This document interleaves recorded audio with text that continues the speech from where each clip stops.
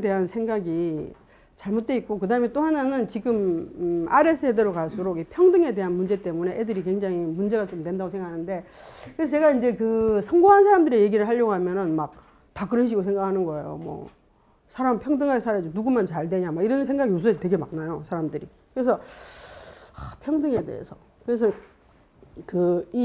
이게 원래 마태복음에 있는 말인데, 이 노벨 경제학상 받은 분이 로버트 머튼이 한 40년 전에 이미 마태효과라고 해서 이거를 부익부 빈익빈 이론으로 딱 만든 거예요. 이거를 이미. 아까 그 국대 떡볶이 사장님 어디 계세요? 가셨어요? 가버리셨어. 자기 혼자 막 강의하고 가버리셨죠. 왜냐면 성경 공부 많이 한다 해서 물어보려 했는데. 이게 무슨 성경 그 비유 다음에 이게 나오는지 혹시 기억나세요? 이게 결국 뭐냐면은 달란트 비유라는 거에 나와요. 성경에 보면은 그 나오잖아요. 어떤 사람이 달란트를 이제 아주 이제 어떤 주인이 외국에 멀리 떠나면서 자기 종 3명한테 한 사람은 5달란트를 주고 한 사람은 2달란트, 한 사람은 1달란트를 주잖아요. 그 주면서 니네가 이제 내가 어디 갔다 오니까 이걸로 뭘 잘해봐라 이렇게 하는데, 그거 아시죠? 5달란트 걔는 열심히 해서 또 5달란트 남기고, 2달란트는 또 열심히 해서 2달란트 남기고, 근데 1달란트는 땅에다 묻어놨죠. 묻어놨다 나중에 나 이거 망할까봐 묻어놨다고 그걸 그냥 주는 거거든요. 그러니까 그 1달란트 갖고 있는 애 거를 뺏어가지고 5달란트, 그러니까 걔는 10달란트 됐잖아요. 그렇게 10달란트 주니까 11달란트가 된 거잖아요. 그래서 이 얘기가 나온 건데, 보면은 그럼 누구는 5달란트 주고 누구는 2달란트, 누구는 1달란트 주냐. 근데 거기 성경에 보면 이렇게 나와 있더라고요. 각자의 재능대로, 각자의 능력대로. 얘는 그만큼 못하는 애한테 5달란트가 한국 돈으로 따지면은 그게 금을 세는 그건데 한 5억 정도 된대요. 5억. 그러면 25억을 받으면 못할 수도 있잖아요. 그러니까 그렇게 준 거고, 또 하나는 뭐냐면 그 성경을 자세히 읽어보면은 5달란트와 2달란트는 그 사람이 줬을 때 바로 뛰어나갔다 그랬어요. 바로 나가서 실행을 했는데, 1달란트 걔는 계속 고민하고 있는 거예요. 그래서 사람은 다 자기 이제 재능이 다 따로 있고 그런데, 그래 그 달란트가 지금 탤런트. 그래서 이제 그 재능이란 말로 된 건데, 그게 이제 부익부 빈익빈인데, 제가 이거 만들었어요. 제가 이 말은 유익유 무익무라고 만들었어요. 그래서 제가 국민일보에다 칼럼도 쓰고 그랬는데, 참 진짜 부익부 빈익빈 이론이 학교에서 이제 예를 들어서 이거 마태효과 할 때는 굉장히 여러 가지를 갖고 얘기를 해요. 이를테면 1학년 처음에 들어간 애가 하나가 말을 잘 못하고 쌤 말을 잘 못 알아듣는 애, 그다음 똑똑한 애가 있다. 그럼 걔는 금방 잘하잖아요. 근데 말도 잘 못하고 이런 애 같은 경우는 얘는 점점 처질 수밖에 없죠. 나중에 이렇게 되잖아요. 그것처럼. 근데 이제 제가 이제 그 생각하면서 제가 이제 또 이게 아픈 과거를 얘기하자면 2008년 8월 1일 날 제가 이제 소설책이 나왔어요. 소설책이 나왔는데 요즘은 이제 그런 어떤 큰 큰 출판사에 약간 임프린트들이 다 있거든요. 제가 이제 문학동네 임프린트 이런 달이라는 곳에서 나왔어요. 제 소설은 좀 감각적이다 그래서 달에서 나오고, 그 다음에 이제 이 문학동네에서는 그날 똑같은 날 너무나도 유명한 황석영 선생이 책을 낸 거예요. 여기서 황석영 모르면 나 무식되고, 이금미 알면 어떻게 그런 사람을. 그런데 그 출판사에서 어떻게 했냐면요. 황석영 그때 개밥바라기 별이에요. 제목도 다 알잖아요. 제 책은 아무도 모르죠. 어쩌면 후르츠 캔디예요. 내 책이 더 재밌어요. 근데 그 버스에 옆에 있잖아요. 개밥바라기 별 말해가지고 막 교보에 가보면 막 복도에다 쌓아놓고 난리 나요. 근데 그게 그럴 수밖에 없는 게, 제 책은 일단 냈을 때 팔릴지 안 팔릴지 의문이잖아요. 근데 이거는 황석영 다 아니까 장사 이번에 한다 이래가지고 막 이제 누가 말하지 않아도 막 자기네들이 먼저 막 하는 거예요. 서점에서도 하고 그렇게 하거든요. 그래서 그거에 대해서 제가 이제 썼는데, 황석영 선생도 처음에는 무명이었겠죠. 그래서 이제 그거에 대해서 저는 그렇게 생각해요. 그거에 대해서 불만을 얘기하기보다는 그 황석영 선생의 자리에 내가 갈 수 있도록, 나도 어느 날 뭔가 뼈병 와가지고 갈 수 있도록 그렇게 해야 되지 않겠냐 그 생각을 하는 거죠.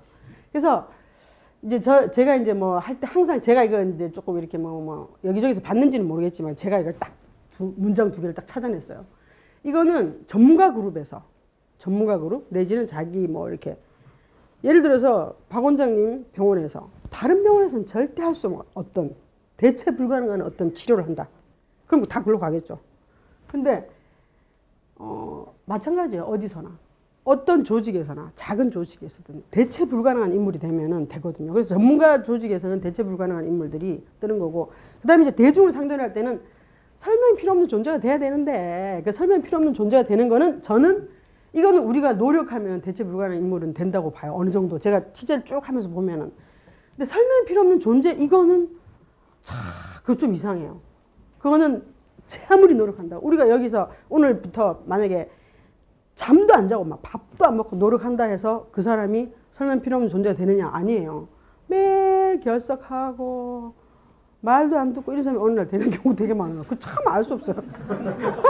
그래서 제가 밀리언셀러 작가들을 여러 명 인터뷰를 해봤어요. 그래서 내가 분하잖아요. 걔네들 만났을 때. 나도 쓰는데. 그래서 제가 물어봤어요. 그래서 물어보면서 그래서 그 처음에 이게 왜 이렇게 손에 별을 쥐고 있는 여자라 그래갖고 생각나세요? 김순지라는 화가였는데 자기 남편한테 두드리 맞고 막 이래가지고 3권짜리 내가지고 그게 한 300만 부 가까이 팔렸을 거예요. 그래서 내가 물어봤죠. 그 제가 그때 했던 프로그램 토, 일 프로그램 MC로 그분이 왔었어요. 저는 작가였지만, 그래서 이제 그분한테 물어봤어요. 어떻게, 여기 이제 특히 물어본 건 그거예요.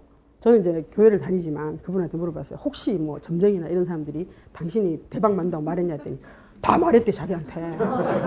되게 특이하죠? 자기한테 그랬대요. 대박이 터진다고.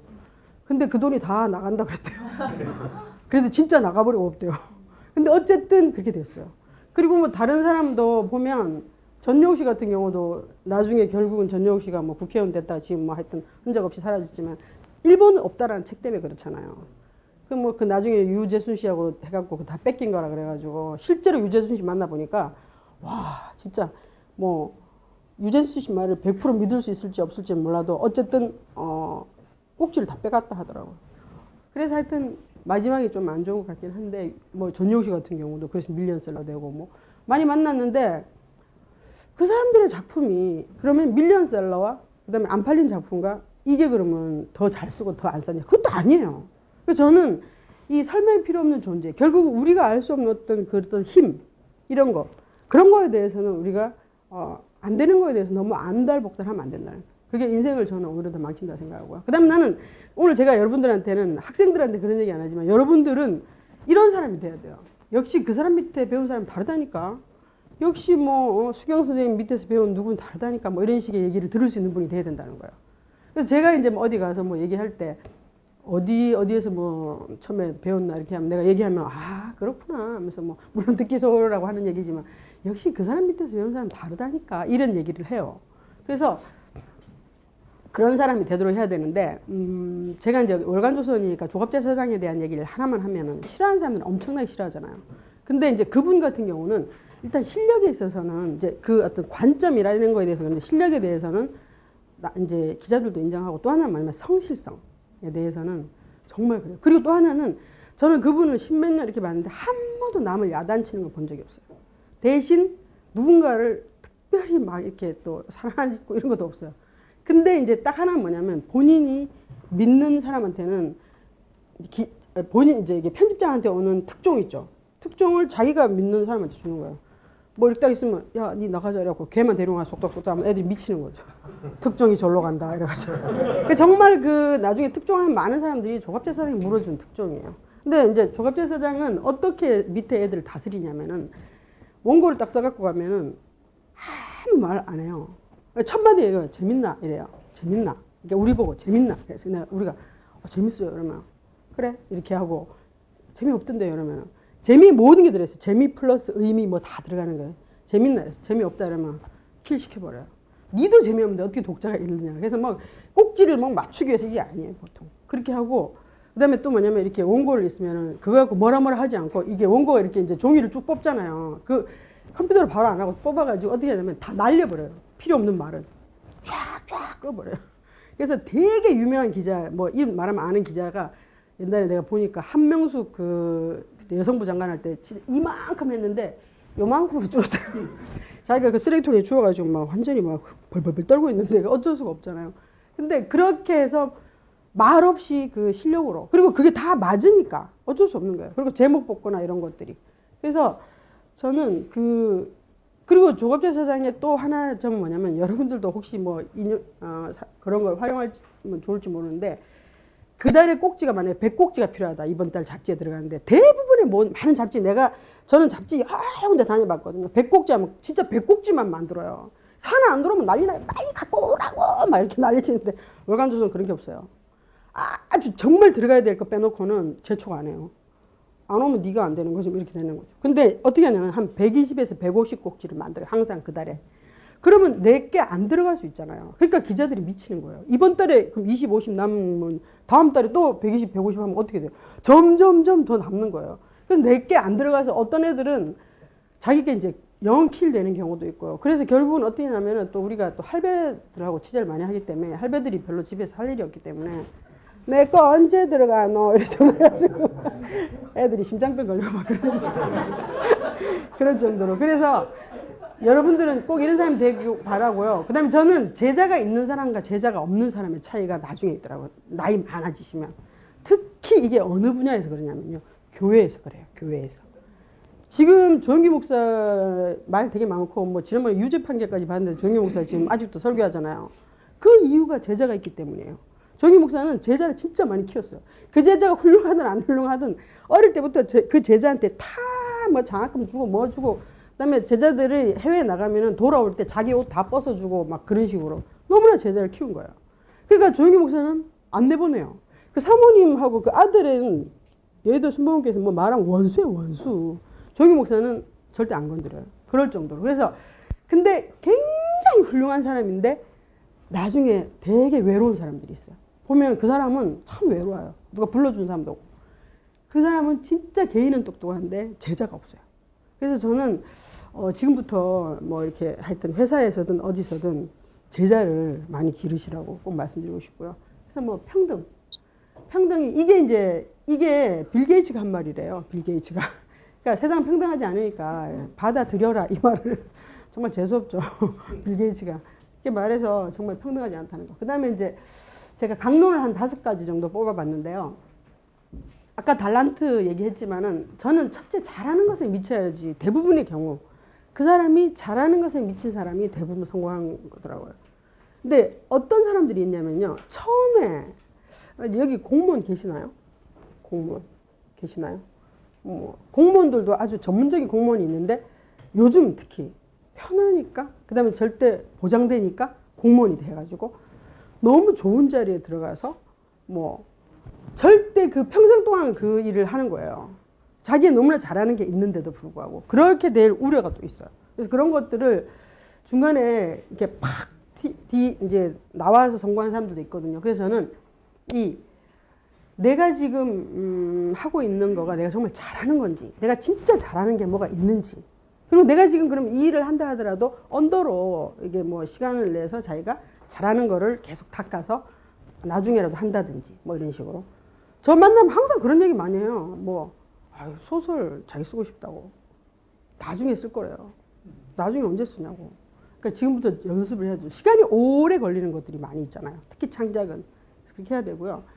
그래서 이제 하고 싶은 거, 지금 되게 하고 싶은데 내가 잘하는 건지 아닌 건지 모르겠는 거는, 근데 이제 이 정도 나이 됐을 때는 다 나오죠. 20대 때는 내가 지금 이건 잘하는 것 같은데 너무 하고 싶은 거를 내가 잘하는 건지 뭔지, 이거는 조금 더 시간 있어 보면 나오거든요. 그래서 하고, 그 다음에 의미 있는 거, 이 3가지가 일치되면 참 좋고, 다 이제 또 잘하는 걸 여러분들 찾았을 테니까, 그리고 나서 이제 뭐 다 열망으로 지금 가까이 가셔서, 제가 아까 보니까 다 막 훌륭한 하고 계시던데, 그리고 나서 비장의 카드를 마련한 사람들이 대부분 성공한 거죠. 비장의 카드는 기본기 다직인데 많이 읽고 많이 듣는 게 최고예요. 그래서 저는 이거를 이제 여기서 이분들을 얘기를 좀 하고 싶으면, 열망으로 가까이 간다. 그래도 옛날에 좀 잘생긴 것 같죠? 제가 제 얘기를 이제 여기서 약간 제가 하려고 이걸 넣어놨는데요. 저는 처음에 약간 그 17세라는 소설이 있었잖아요. 17세. 여기서 17세 때 대부분 고등학교 다녔죠. 고등학교 안 다닌 사람. 놀랍게도 많이 다니면서 물어보니까 한 명 있더라고요. 저는 17세 때 공장에 다녔어요. 그럼 좀 놀라줘야 되는데. 제가 그 17세 때 제가 여기서는 어쩔 수 없이 저기 보니까 생년월일이 다 나왔잖아요. 슬퍼요. 그래서 근데 저기 보니까 생년월일 하나 잘못됐던데 제가 알려드릴게요. 그 이한우 부장 63년생인데 53년생 됐더라고. 63년생이. 여기 오면 난리 날 것 같아. 자기 10살 때부터. 근데 제가 그러니까 58년생이, 그러니까 57년생까지 왜 그 시험 치고 들어갔잖아요. 저는 우리 엄마가 또 잘못해서 한 해 빨리 넣는 바람에 제가 시험을 치는 그게 됐었어요. 그래서 고등학교를 이제 저는 울산에서 중학교를 다녔는데 고등학교를 부산이나 이런 데로 가야만 대학교를 갈 수 있어요. 울산 여상이 좋고 나머지는 없어요. 그리고 울산은 뭐 아시지만 완전히 산업 도시잖아요. 그래서 우리는 어릴 때부터 이거 완전히 거기 가야 된다 해서 중학교 때 우리가 또 중학교를 시험 쳐서 들어갔기 때문에 울산하고 그 일대 제일 좋은 중학교 인정해 주셔야 돼요. 학성여자 중학교라고. 거기를 우리 반에서 2명밖에 못 들어갔어요. 거기 제가 들어갔으니까 당연히 거기서 또 우수반 이렇게 돼가지고 외국이 아니라 이제 부산에 가려고 그랬는데 우리 엄마한테 얘기하니까 엄마가 우리 엄마는 진짜 그런 데 가냐고. 우리 엄마는 교회만 열심히 다니면 된다 이런 스타일이거든요. 그리고 남동생이 또 둘이 있고 이래서 못 갔어요. 그래서 제가 이제 고등학교 시험을 안 쳤어요. 엄마 몰래. 여상 가기 싫어가지고. 그런 재밌는 얘기가 17세에 나와요. 그래도 좀 웃어줘야 되는데 안 웃어줘요. 17세에 나오니까 보셔야 돼요. 그래서 그때 그러다가 제가 이제 소설에 대해서 오늘 배담쌤이 좀 써놨던데 제가 그때 17세 때 공장에 들어가서 공장에서 똑같은 애들하고 막 있더라면 17세라는 소설이 안 나왔을 것 같아요. 그때 당시에 제가 키가 너무 작았어요. 지금도 좀 작긴 하지만 그때보다 많이 컸는데 152cm. 배담쌤 지금 152cm인데 저는 중학교 때 150cm. 근데 거기는 155cm가 돼야지 현장에서 일을 하는 그런 게 됐어요. 지금의 효성그룹이에요. 효성그룹의 이제 울산 공장인데 울산은 공장이 엄청나게 커요. 나중에 뒤늦게 대학교 와서 애들이 노동자 농민을 위한 데서 내가 쟤도 웃긴 애도 아니야. 노동자가 제일 잘 사는데 울산은 완전 노동자가 최고 부자인데 저것들은 뭐 하고 있나 막 그런 생각했었는데 그래서 울산은 진짜 공장 좋은 데가 많아요. 1000명 막 이래요 직원들이 다 스쿨버스 있고 막 그런데 하여튼 스쿨버스가 아니라 회사 버스. 그래서 저도 거기 이제 들어가서 있다가 제가 그러니까 나이가 16살밖에 안 됐어요 그때. 그러니까 58년생이니까. 그래가지고 이제 거기서 공장에 못 들어가는데 시험을 쳤는데 애들이 한 100명 정도 나왔는데 거기서 시험 쳐서 30명 뽑는데 이제 제가 또 1등을 한 거예요. 그러니까 1등인데 얘는 떨어뜨리기가 좀 그렇다 해서 저를 넣어줘서 어디에 들어갔냐면 실험실이라는 데를 어른들이 근무하는 데 가서 제가 공부를 하게 된 거예요. 그래서 그 어른들을 바라본 얘기를 쓴 거예요. 거기서 한 2, 3년 정도 있으면서. 그때 정말 재밌는 게 뭐냐면 간단히 얘기하면 그거예요. 처음으로 울산에 제가 처음 들어갔을 때 우리 실험실에 실장님이 고졸이었어요. 고졸 실장님이었는데 갑자기 좀 이따 빠방 그때 이제 변혁의 시대인 거예요. 70년대 중반인데 서울에서 섬유공학과 출신이 온 거예요. 그래서 지금도 생각나요. 얼굴 하얗고 안경 끼고 이래가지고 딱 오면서 이렇게 딱 건방지게 들어온 거예요. 실험실에. 아저씨들 저 뭐야 이렇게 하고 있는데 이제 오늘부터 우리 실장 됐다고 하면서 고등학교 졸업 아저씨한테 니는 이제 요 앉아라 하면서 그래서 그 아저씨 여기 앉으라는 거예요. 그래서 난 너무 재밌는데 아저씨들은 완전히 이렇게 하면서 그래서 끝나고 나서 이 더러운 세상 하면서 그걸 이제 어릴 때 제가 본 거예요. 그러다가 또 얼마 후에 이제 언니들이 주산 2단 4단 막 그랬어요. 그 언니들이 쫙 해갖고 이렇게 우리가 하면 계산해서 내고 그랬는데 그 언니가 계산하고 이러는데 이 언니가 시집가게 됐어요. 근데 그 자리가 되게 좋은 자리예요. 그래서 다른 언니들이 항상 자기 거기에 올라가려는데 또 예쁜 여자가 또 온 거예요. 그래서 처음으로 울산 공과대학 부설공업전문대학 출신이 온 거예요. 공장에 처음으로 초급대학 출신이 와서 이 여자애가 딱 들어온 거예요. 이렇게 딱 들어왔어요. 이렇게. 그래서 얘가 딱 이렇게 하는데 앞으로 얘가 이제 박양 언니 나가고 요 자리에 앉는데요. 언니들 열받아가지고 지금 서울대생도 왔는데 또 전문대가 와가지고 그래서 이 언니들이 해서 딱 한 명이 딱 그랬어요. 주사 넣을 줄 알아요? 딱 이렇게 하니까 그 언니가 이렇게 한 거예요. 주사 못 넣는데요? 이렇게 된 거예요. 그랬더니 이러면서 그럼 암산으로 할 건가? 그래가지고 이 언니 그래서 갔어요. 그 다음날 그 언니 왔어요. 그리고 전부 다 자꾸 막 이렇게 하고 있는데 이 언니가 타오더니 빠밤 하면서 가방을 착 열면서 짜잔 처음으로 본 거예요. 카시오 계산기. 그 남자들 전부 다 이렇게 하고 있더니 그 뭡니까? 하면서 생각나요. 그리고 막 이 언니가 하다가 어느 날 배터리 진짜 떨어진 거예요. 그 이 언니가 땀 뻘뻘 흘리고 있으니까 남자들이 막 배터리 갖다 구해주고 막 하여튼 예쁜 여자. 그런 많은 얘기들을 재밌는 거. 그리고 샤프 펜슬도 그때 처음 나왔어요. 그 펜탈 샤프 펜슬. 그래서 막 그걸 막 이렇게 뭘 이렇게 이제 사무기기를 막 이렇게 이제 한 달 되면은 이렇게 신청할 때 막 그 박양 언니한테 빌어요. 그거 하나만 해달라고 막 나한테 막 그러면서 내 1년 동안 내 볼펜 안 줘도 좋으니까 그거 하나만 해달라고. 그래서 샤프펜 여기 탁 꽂고 다니고 그랬던 얘기들이 진짜 재밌겠죠, 소설. 그 소설은 정말 그게 되게 그 책다세라고 굉장히 우리나라에서 권위인데 거기도 되고 뭐 이렇게 우수문학도 되고 영화사에 지금 팔렸어요. 그래서 이제 지금 막 시나리오 작업하고 있는데, 그래서 요즘은 책이 워낙 안 팔리다 보니까 미디어셀러라는 게 있어요.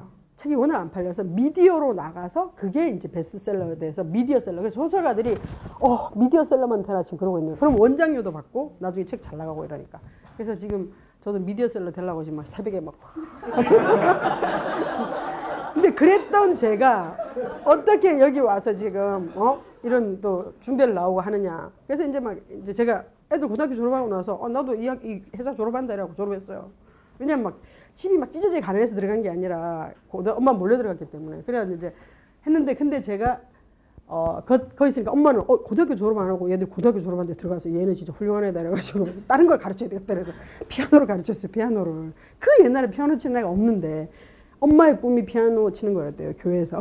그래서 제가 그걸 치고 막 이렇게 다녔는데, 그래서 이제 그 울산 시내에 완전히 막 휘젓고 다니는 거예요. 막 완전히. 울산 진짜 천박한 도시거든요. 지금은 괜찮아졌지만 날라리들이에요, 완전히. 그래서 막 매일 돌아다니고 친구들하고 나이트클럽 다니고 막 이렇게 하는데 어느 날 딱 진짜 이렇게 걸어가는데 딱 서점에 이게 있는 거예요. 너무 놀랐어요. 어떻게 이런 얼굴이 표지 모델이 됐어요? 여기는 다 이게 예쁜 여자들인데, 그래서 제가 이래가지고 또 보다가 제가 들어가서 이걸 샀어요. 이게 소설 문학인 거예요. 그래서 그걸 막 열심히 읽으니까 안에 되게 단편 소설 재밌는 게 많은 거예요. 그래서 보는데 이게 보다가 이제 제가 이제 그 나중에 검정고시 치고 이제 대학교 가려고 그렇게 하는데, 결국은 16살부터지만 피아노를 좀 많이 오래 쳤기 때문에 음대를 가려고 계속 시험 쳤는데, 첫 해에 이제 제가 너무 첫 해에 한번 그 트라우마라는 게 있잖아요. 첫 해 틀려가지고 그 다음에 아무리 열심히 쳐도 들어가면 막 바바바바 떨리는 거예요. 이렇게 막. 그래갖고 하여튼 이게 3년 동안 전후기 하여튼 5번을 똑딱 떨어졌어요. 근데 진짜 돈 많이 들거든요. 지금 생각하니까 너무너무 아까워요. 1회에 그 옛날에 1회에 25,000원씩, 강사들은 25,000원, 교수는 5만 원씩 갖다 바쳤어요. 한 번 딱 치고 오는데. 그렇게 하고 3년 동안 했으니까요. 그래서 도저히 나는 이제 안 되겠다. 대학교를 이제 이걸 또 음대를 칠 수가 없잖아요. 근데 공부는 또 안 했고, 그래서 또 공부를 하기는 그렇고 막 여러 가지 하고 있는데, 그때 딱 떠오른 게 이 책에 나오는 선생님들이 대부분 문해창작학과 출신이었어요. 그냥 국려지책으로 해서 이 문해창작학과, 중앙대학교 문해창작학과 쳤는데 제가 87학번인데 87년도 88년 딱 2해 동안 우리 학교에서 그걸 했었어요. 실기시험을 쳤어요. 왜냐하면 계속 서울예전 애들이 당선되고 우리 학교 애들은 너무 어린 애들이 학력고사 위주로 들어오니까 안 되니까 한번 뽑아보자 이래고 했더니 막 진짜 그때 갔는데 300 몇 명이 왔어요. 40명 뽑는데 스님도 오고 막 완전히 우리 그 하는 날 갔는데 완전히 이거 무슨 뭐 노땅 집합소인가. 그래서 나는 엄청 좋더라고요. 근데 결국 합격하고 나니까 제가 제일 노땅이고 27살이 그래도 3명이 있었고 25살도 1명 있었고 그 다음에 다 어린 애들이었는데, 역시 실기 위주로 해서 그때 뽑은 애가 박민규예요. 우리 학번이에요, 박민규. 걔가 그렇게 될 줄 누가 알았으리요. 근데 어쨌든 그래서 제가 이 중앙대학교 들어와서부터는 제가 그다지 어려운 게 없어요. 지금 제가 이제 그 소설가로 남들이 잘 몰라주긴 하지만 글 쓰는 게 어렵다거나 귀찮을 따름이지 못 쓰고 이런 건 없는 것 같아요. 그래서 결국 자기가 잘하는 것, 자기가 받은 달란트, 저는 하나님이 다 여러분들한테 하나씩 줬다고 생각해요. 물론 지금 그걸 가지고 뭘 하고 계시겠지만, 그래서 그걸로 가는 게 제일 좋고요. 자, 이제 요거만 1번만 빨리 하고 조금 쉴게요. 자, 뭐 이거 아시는 분도 있을 텐데, 이 사람하고 누가 돈이 많아 보여요? 관상. 네? 관상. 이분? 역시 알죠? 근데 누군지. 맞아요. 역시. 근데 관상 잘 보시네요. 이분이 이제 돈 많고 돈 없고 별로 없고 이분이 제가 혹시 제 기사를 많이 보고 싶은 분들은 이제 네이버에 이금미 쳐가지고 제 공식 홈페이지가 있어요. 근데 제가 한 2년 정도 전부터는 좀 정리를 안 해서 좀 그런데 옛날 거도 많이 있어요. 옛날 것도 있는데 거기에 보면 강방천 회장 제가 취재한 게 많이 나오거든요. 제가 여러분들은 살면서 언제 제일 혼란스러운지 모르겠지만 저는 1999년이 제일 혼란스러웠어요. 1999년 혹시 생각나요? 완전히 이제 김대중 대통령이 들어서면서 막 해가지고 이제 공개가 아니라 경기 부양 해가지고 예 그러고 나서 막 하다 보니까 완전히 IT 업체들이 폭발했잖아요. 저랑 같이 옛날에 조그마한 잡지사에 있었던 애가 하이텔로 갔는데 딱 전화 왔어요. 언니 딱 이러면서 나 이번에 강남에 집 사 막 이렇게 된 거예요. 너무 많이 올라가지고 그렇게 했었는데 이분이 이제 그때 우리가 99년도에 한 번도 이게 시사 잡지에서는 그때까지 주식을 다룬 적이 없어요. 주식을 다룬 적이 없는데 막 하도 막 주식이 막 난리를 치니까 그리고 신동아가 딱 다뤄버린 거예요. 그러니까 우리도 월간조선도 다루자는데 아무도 주식을 모르니까 니 해 이렇게 하는데 제가 된 거예요. 그래서 2명이서 했는데 제가 이제 그때 당시에 3명을 주식으로 3명을 간 거예요. 그래서 저는 여기서 여러분들이 진정한 그러니까 기자들이 봤을 때 진정한 이제 전문가가 돼야 된다는 거예요. 그때 우리가 3명을 태웠는데 한 명은 누구였냐면은 부동산 아저씨가 7.8기라 그래갖고 1억으로 17억인가 벌어서 책 낸 분이 있었어요. 그분. 그래서 그분은 하고 한 분은 누구냐면은 하나증권에서 하는 수익률 게임에서 1등한 분. 그분도 한 뭐 10몇억 벌었다고. 그리고 이분은 1월 달에 나왔었어요. 그때. 1월 달 조선일보에 1억으로 53억을 벌었다 이렇게 나온 사람이었어요. 그래서 세 사람을 인터뷰를 했어요. 옴니버스로. 그래서 이제 용인에 사는 분이었는데 그 부동산 아저씨는 딱 갔더니 어떻게 이렇게 됐냐. 우리는 막 그거 알고 싶은 거죠. 종목 같은 거 알고 싶어서 어떻게 됐냐 물어봤더니 딱 이렇게 하는 거예요. 감으로 합니다. 그래서 감으로 어떻게 합니까? 감으로 어떻게 하냐 이랬더니 뛰는 말에 올라타야 됩니다. 막 이러는 거야. 그래서 뛰는 말에 언제 올라타냐? 감으로 압니다. 봤더니 이분은 정말 그냥 대충 이걸 보고 듣고 이렇게 하면서 이분은 7.8기잖아요. 7번 쫙딱 망했고 진짜 폐가망신까지 했는데 이번에 그때가 IMF 때라서 된 거예요. 그분이 요양이. 그리고 얘는 이제 또 한 사람은 수익률 게임에서 1등한 사람은 그래프로 하는 사람이에요. 그래프로 뭐 그분이 얘기해 주더라고. 5일 평균 이동선이라고 5일 올라갔다 5일 내려갔다 5일 그다음에 막대 그래프랑 마주치는 요때 딱 샀다 팔았다 이러면 된다고 얘기해 주더라고요. 그래서 그 사람은 정말 그래서 자기가 집을 날렸었는데 그걸 열심히 1년 동안 공부해 갖고 자기가 집을 다시 샀다 그 얘기를 했었어요.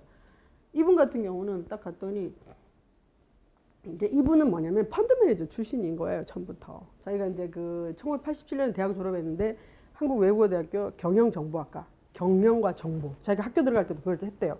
집이 어디냐면요. 전라도의 목포에서 한참 들어가는 김대중 대통령 섬 옆에 있는 섬 뭐 암태도인지 뭔지 거기 동네 사람이에요. 그래서 어릴 때 거기서 해서 중학교 때부터 목포 나와 있다. 나중에 대학교 때 서울에 왔는데 근데 이분 같은 경우는 처음에 조금 다른 회사에 있다가 자기가 펀드 매니저로 옮겨가지고 그쪽에서 이제 하다가 너무 이 사람이 잘해가지고 나중에는 본사 자기네 자산 운용을 하라 이렇게 되니까 이 사람이 너무 재미없다 그래서 95년에 나와서 자기 개미 투자하다가 돈 그렇게 많이 벌어서 99년에 에셋플러스 자산 운용 차려갖고 지금 투자자문으로 바꿔갖고 이번에 작년에 판교에 11층짜리 지었잖아요. 그리고 제가 최근에 기사를 쭉 보니까 이제는 이분이 거의 지존이 됐더라고요.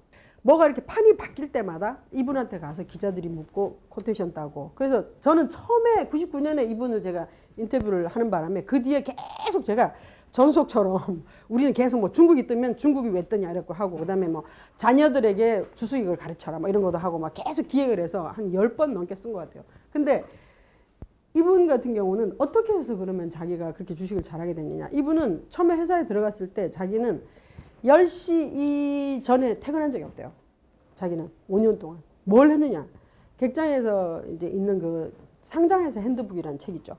그거를 자기는 이거 갖고 와가지고 대한민국의 모든 기업을 수치로 다 외워버린 거예요. 뭐 자산이 얼마, 뭐 재무제표가 어떠고 막. 그래서 한 자기가 5년을 하다 보니까 이게 있는 거예요. 이렇게. 우리 왜 영화 같은 거 보면 천재들 막 나오잖아요. 숫자가 막 자기는 대한민국 막 삼성전자는 뭐 거기 다 나오는 거예요, 사람은. 그래서 제가 취재했던 많은 성공한 사람들이 하는 말이 뭐냐면 이렇게 돼요. 어느 순간 되니까 눈이 확 떠졌다. 여러분들도 남들한테 그 말을 할 수 있으시겠죠? 안 하면 그거 했더니 눈이 확 떠지더라, 어느 순간. 다 그 얘기를 해요. 눈이 확 떠졌다. 이분이 정말 눈이 확 떠진 거예요. 그다음부터는 이분은 책 같은 거 보고 이런 게 아니라 생각으로 자기는 한대요, 생각. 그래서 자기가, 우리가 취재할 때 그래서 이제 그 3명을 취재하고 딱 갔더니 조갑재 사장이 딱 보더니 이러는 거예요. 이 사람을 다시 취재하라는 거예요. 이 사람은 보니까 고수니까 다시 취재하라는 거예요. 그래서 우리가 이게 8월달 특집으로 나갔었는데 10월달에 이 사람은 다시 해서 100 몇 장을 써가지고 이 사람이 지금도 제가 쓴 거하고 여기 모아가지고 지금 이야기 이래가지고 지금도 이게 그 강남역 거기서 지금은 저기 판교로 갔는데 강남역에서 맨날 나눠주고 그러더라고요. 근데 이분은 우리가 취재할 때 자기의 비법이 뭐냐 그러면 주식을 고르는 비법이 뭐냐 할 때 그때 이분이 했던 말이 뭐냐면은 잠을 푹 잔다. 그리고 맑은 정신으로 생각한다 였어요. 그래서 뭘 생각하느냐. 롯데제과가 지금 롯데껌이 지금 중국에서 엄청나게 팔린다 지금. 롯데껌이 그때 굉장히 많이 팔린 적 있었잖아요. 뉴스에 막 나오고. 그럴 때 그러면 무슨 주식 사실래요? 롯데껌이 지금 엄청나게 팔려 지금. 마구마구 팔리고 있어요. 설탕? 예? 껌튀는 청소업체? 껌튀는 청소업체? 향료? 예? 향료? 근데 이분은 대한은박지. 좀 그래도 많이 되게 비슷하신 것 같아요. 그러니까 근데 이제 설탕 같은 경우는 좀 여러 회사가 있잖아요. 근데 대한은박지는 거의 독점 비슷했다 그러더라고요. 그러니까 대한은박지를 딱 산 거예요. 그게 주식 팍 오르고. 그럼 하나만 더 해볼게요. 용인에 아파트가 마구 늘어선다. 무슨 주식을 사야 될까요? 그랬을 때 이분은 도시가스 산 거야. 뭐 시멘트 뭐 이런 거 살 거라 생각하는데 도시가스. 그런 식이에요. 그래서 이분은 항상 하는 말이 1년을 투자하면 3년을 먹고 살고 3년을 투자하면 5년을 먹고 살고 5년을 투자해라. 그럼 평생 먹고 산다. 자기 펀드 매니저들한테 항상 하는 얘기예요. 그래서 여러분들이 저는 뭐 기초가 튼튼하시겠지만 계속 그렇게 하시라고 권하고 싶고요. 제가 오늘 배양 선생님 있으면 이거 뺄라 그랬는데 배담쌤 없어서 넣어놨어요. 작년에 찍은 사진이고 미인이십니다. 이제 많이 읽고 많이 듣기. 이분 지금 휠체어 타고 있잖아요. 이분이 92년도에 문화일보 당선됐고 저는 93년도에 당선돼가지고 저랑 친한데 장애인이면서 장애인 책을 많이 써가지고 한 300만 부 넘게 나갔어요. 300만 이렇게 하면은 이수경 선생님 아시죠? 그럼 한 30억. 그렇게 계산하면 돼요. 300만 30억. 500만 부 50억 이렇게. 그래서 한 300만 부 넘게 나갔어요. 이분이 처음에 소설가였잖아요. 소설가인데 역시 소설가를 먹고 살기 힘드니까 이분이 이제 문학 박사다 보니까 이제 본인이 책을 이렇게 뭐 여러 가지 많이 썼어요. 이분도 여러 가지 이제 많이 썼는데 이분이 결국은 뭘 하셨냐면은 어떤 진선 출판사라는 데서 동화책을 많이 갖다 주면서 이 동화책을 이렇게 3권으로 묶으려고 하는데 좋은 동화를 좀 묶어달라 이렇게 된 거예요. 그래서 이 사람이 딱 보니까 우리는 절대 그렇게 말하면 요거도 먹는데 이분은 휠체어 타고 있으니까 무슨 말하면 다 농담되고 막 터져요. 자기가 생각해도 야 동화를 이렇게 못 쓰나 그래서 내가 이 동화 시장을 말아먹어야겠다 이렇게 생각했대요. 근데 자기가 말아먹으려는데 문학 박사에다 소설가가 어디 가서 배울 수는 없잖아요. 작법이 다 달라요. 동화, 소설 뭐 다 다르잖아요. 그래서 자기가 읽는 수밖에 없다. 그래서 그 여름 동안 이분이 몰아서 몇 권 읽었을까요? 어떻게 아시지? 오. 맞춘 사람 처음이야. 정말 이분이 2000권을 다 읽고 나니까 이분이 또 그 얘기예요. 아하, 동화는 이렇게 쓰는구나. 자기가 그래서 이분이 써서 낸 게 그때 아주 특별한 우리 형 안내견 탄실이 빵빵빵 다 터졌어요. 그리고 가방 들어주는 아이. 또 느낌표까지 가서 왜 잘된 사람 느낌표에서 또 해준 줄 몰라. 그래가지고 그래서 많이 팔린 거예요. 눈이 확. 우리 배담쌤은 뭐 아시죠? 96년도에 이제 이거 약간 컨닝해야 되는데 애우기가 힘들거든요. 이분이 이제 그 고등학교 졸업해갖고 거기 들어갔다가 결혼해가지고 이제 애들도 키우고 이래야 되니까 이제 나도 이제 그 재무 설계사 돼야 되겠다 해서 나오셨잖아요. 나와가지고 근데 첫 해에 바로 1등 했어요. 경부. 경북 대구에서 1등 했어요. 그 1등 한 게 뭐냐면 머리를 쓴 거예요, 머리를. 그러니까 다 자기가 잘하는 곳, 자기가 머리를 쓰면 되는 것 같아요. 그래서 이분이 뭐냐면, 근데 자기가 은행에 딱 갔는데 이게 있는 거예요. 어려워요. 금융소득 종합 과세제도가 생긴 거예요. 그래서 자기가, 나 모르겠는데. 그래서 자기가 그 공부를 해가지고 한 장으로 딱 만든 거예요, 한 장으로. 딱 만들어 택시기사를 딱 만나가지고 택시기사한테 경주에서 제일 부자가 누굽니까? 했더니 아마 변호사하고 의사라고 그렇게 말한 거예요. 그래서 대절합시다 이래가지고 대절해가지고 돌아다니면서 막 박재원 원장이 그 밑에 있는 애들한테 딱 주는 거예요. 정말 중요한데 이거 원장님 꼭 드리라고. 그러니까 걔들은 뭐 봉투에 들었으니까 다 준 거예요, 변호사들하고. 그랬더니 보더니 이런 게 있었어. 배양숙 씨 만납시다 이렇게 된 거죠. 그래가지고 됐고, 또 하나는 그 거기 보면 있는데 그 옛날에 이제 도와줬던 어떤 분이 서울에서 그래 당신이 한다고 큰 거 하나 들어주지 이것도 있었어. 하여튼 그랬었는데, 근데 이분이 딱 그러고 나서 공부를 해야 되겠다는 걸 깨달은 거예요. 그래서 경주에서 뭐 1박 2일 3박 4일로 서울 올라오는 거예요. 그래서 서울에 여기에서 한 10개에서 15개 정도 되는 그런 강의를 계속 듣는 거예요. 10,000원짜리 50,000원짜리 이런 거를 회사마다 쭉 할 때마다 들으면 나중에는 다 똑같아진다요. 또 조그마한 여자가 또 말도 타다타다 이렇게 하잖아요. 그래서 올라와서 막 하고 이러니까 막 교수님들도 막 하면서 아이고 배양수 씨 또 왔나 이러면서 막 가르쳐주고 막 이래가지고 막 나중에 저절로 자기가 공부를 진짜 몇 년 동안 한 거예요. 그러다가 저기 전호림 국장님 계시지만은 자기가 매경에서 300만 원짜리 강의를 개설하는데 자기가 보니까 막 너무 놀랍더래요. 못 외우겠어요. 그게 뭔지. 그래가지고 자기가 거기 1번으로 자기가 등록을 해서 매경에서 개인이 1번? 이래가지고 친해졌다 그러더라고요. 그래서 하여튼 그렇게 공부 열심히 하고, 그다음 다 아시죠? 공부 열심히 한 거. 그다음 나중에 인문학까지. 그래서 많이 읽고 많이 듣는 거. 근데 결국 이분들도 그래. 항상 슈 눈이 떠졌다는 거. 그다음에 나중에 이번에 그 김영수 선생님이 오시나요? 김영수 선생님? 와, 제가 정말 작년에 제가 공부하다가 저는 딱 하나 건진 게 그거예요. 김영수 선생님이 오셔가지고 강의하면서 딱 그러는 게, 자기는 사기 그 책 있잖아요. 그걸 27년 동안 연구하고 있다는 거야. 그때 내가 딱 가서 난 도대체 끈질기게 하는 게 뭔가. 그래서 제가 국회 결심회에서 뭔가를 읽으려 하는데 아직 안 읽었어요. 그래서 정말 뭔가를 그렇게 한다는 거. 그 다음에 또 우리 이게 이한우 부장인데, 이한우 부장, 조선일보 이한우 부장이 쓴다는데, 이한우 부장은 번역서랑 일반 책을 한 70권 정도 썼어요. 이게 지금 있잖아요. 6,511장이에요. 원고지로 2권인데. 이 책이 2개가 대학연이라고, 이거는 진덕수라고 그 중국의 송나라 때 있었던 그분이 쓴 건데 제왕을 연구한 거예요. 그래서 조선시대 모든 왕들이 이거를 보고 다 정치를 했대요. 근데 이 책이 9만 원이에요. 9만 원. 9만 원인데 나오자마자 3,000불 지금 다 팔렸대요. 그러니까 9만 원짜리가 3,000개 팔리면 어떻게 되는 거예요? 그리고 이분은 지금 나오는 것마다 거의 7,000부까지는 그냥 팔린다 할 정도인데, 그러니까 인문학, 이제 조금 다른 인문학 서적이지만 그게 7,000부 팔리는 이유가 뭐냐면 이분이 그러더라고요. 처음에 박정희가 아니라 이승만 대통령에 대해서 옛날에 썼는데 이승만 대통령이 그걸 자기가 알 수가 없더래요.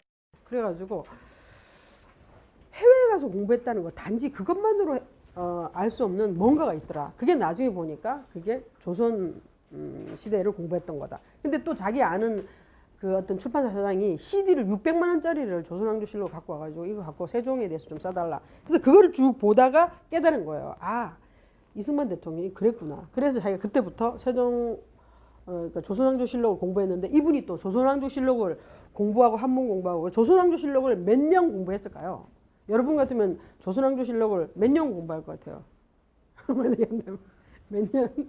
박한 교수님, 교수님이시네요. 죄송합니다. 성악하시는 분이죠. 맞아요. 전에 우리 할 때 오셔서 노래 되게 잘하세요.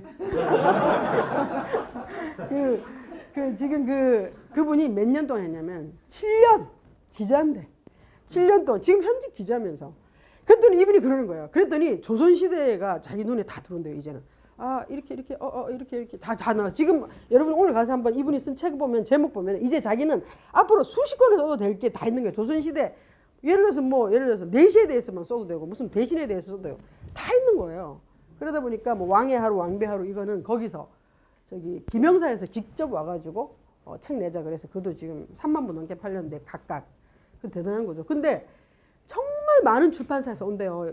이한우 부장한테. 이분 내면 다 되니까. 그럴 정도. 그래서 다 이분도 눈이 근데 또 이제 제가 어떤 목사님 얘기만 하나 하고 이제 좀 쉴게요. 그 목사님을 인터뷰했는데 그분 눈이 되게 나쁜데 그분은 여행 이제 해외 선교를 많이 가는 거예요. 그러니까 이제 비행기 같은 데 책 보기 힘들잖아요. 그 자기는 어떻게 하냐면 이렇게 딱 앉아가지고 머릿속으로 다른 것도 아니고 성경을 외운다는 거 힘들잖아요. 자기는 머릿속으로 성경을 이렇게 넘겨서 오늘 이걸로 설교를 준비하겠다 이렇게 한다는 거예요. 그래서 어떻게 그게 가능했더니 50번 지금 더 많이 읽게 돼. 그러니까 50번을 아주 정독을 해서 성경을 읽었다는 거예요. 한 책을 50번 읽는다는 거. 그러니까 정말 그게 된다는 거예요. 그 눈 감고 자기는 맨쩍 이렇게 다 된다는 거예요. 그래서 저는 그래서 여러분들이 내가 뭘 남들한테 자신 있게 내가 뭘 했더니 눈이 떠지더라 이거 얘기를 할 수 있는 그런 실력을 갖췄으면 좋겠고요. 그래서 조금 여러분들이 쉬어야 될 것 같아요.